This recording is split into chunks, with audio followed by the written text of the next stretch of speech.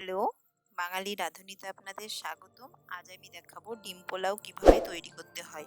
ডিম পোলাও তৈরি করতে আমার লাগছে এখানে চাল নিয়েছি আমি এখানে।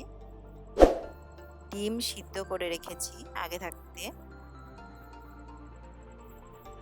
আলু টুকরো করে কেটে রেখেছি। এখানে আদা বাটা, রসুন বাটা, পেঁয়াজ বাটা আর কাঁচা লঙ্কার বাটা করে রেখেছি। এখানে টমেটো নিয়েছি, লবণ, চিনি। এখানে আমার আছে ফুড কালার, গোটা গরম মশলা আর রিফাইন তেল। প্রথমে আমি সিদ্ধ ডিমগুলোকে লবণ আর ফুড কালার দিয়ে মাখিয়ে নেব। এই রান্নাটায় আমি হলুদ দেব না, পুরোটাই যা করব ফুড কালার দিয়ে। এবার আমি আলুগুলোকেও লবণ আর ফুড কালার দিয়ে ভালো করে মাখিয়ে নেব।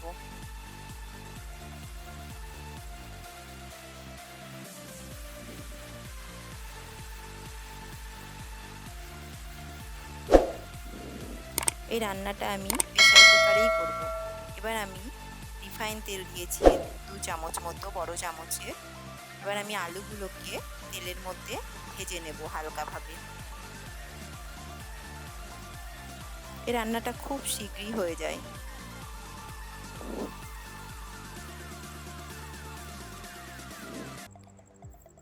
আলুগুলো আমার ভাজা হয়ে গেছে। এবার আলুগুলোকে আমি আস্তে আস্তে তুলে নেব। এবার আমি ওই তেলের মধ্যে সিদ্ধ ডিমগুলো যে ছিল, ডিমগুলোকেও আমি ভেজে নেব।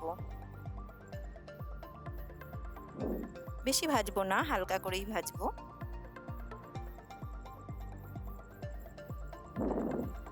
ডিমগুলো আমার ভাজা হয়ে গেছে। এবার আমি আরেকটুখানি তেল দিয়ে দিয়েছি ওখানে।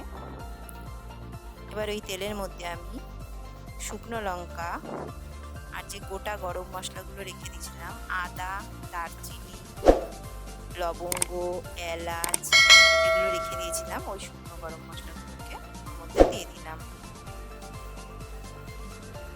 দিয়ে এবার আমি একটা মাঝারি সাইজের পেঁয়াজ, 4টে কাঁচা লঙ্কা, 4-5 কোয়া রসুন আর আদা পেস্ট করে রেখেছিলাম একসাথে, ওই পেস্টটাকেও আমি তেলের মধ্যে দিয়ে দিলাম।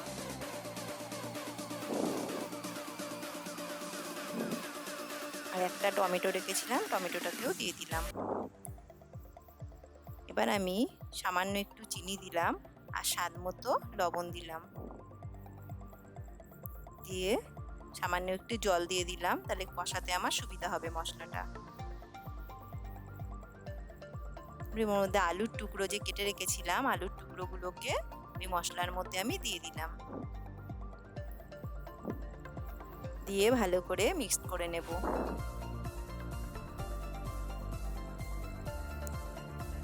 আমার মিক্স করা হয়ে গেছে। এবার আমি যে চালটাকে ধুয়ে রেখেছিলাম, ওই চালটাকেও ওর মধ্যে দিয়ে দিলাম। এখানে আমি যে কোনো চাল নিতে পারি।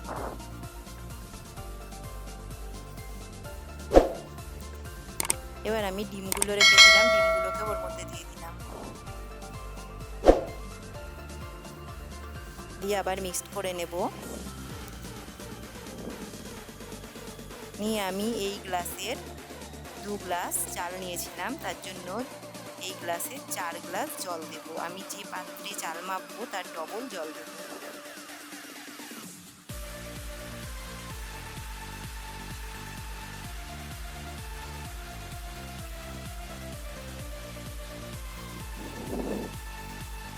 এই রান্নাটায় আমি হলুদ ব্যবহার করব না, তার জন্য আবার আমি ফুড কালার অ্যাড করলাম। রান্নাটা খেতে খুব ভালো, খুব টেস্টি। এবার আমি ঢাকনাটা বন্ধ করে দেবো প্রেসার কুকারের। মিক্সড করে নিয়েছি ভালো করে। এবার প্রেসার কুকারের ঢাকনাটা বন্ধ করে দিয়ে একটা সিটি মারবো, মেরে গ্যাসটা বন্ধ করে দেবো। আমার রেডি হয়ে গেছে ডিম পোলাও। দেখুন দেখতে কত সুন্দর হয়েছে, খেতেও খুব সুস্বাদু। আমার রেসিপিটি যদি আপনাদের ভালো লেগে থাকে, লাইক করবেন, শেয়ার করবেন, সাবস্ক্রাইব করবেন। Thank you.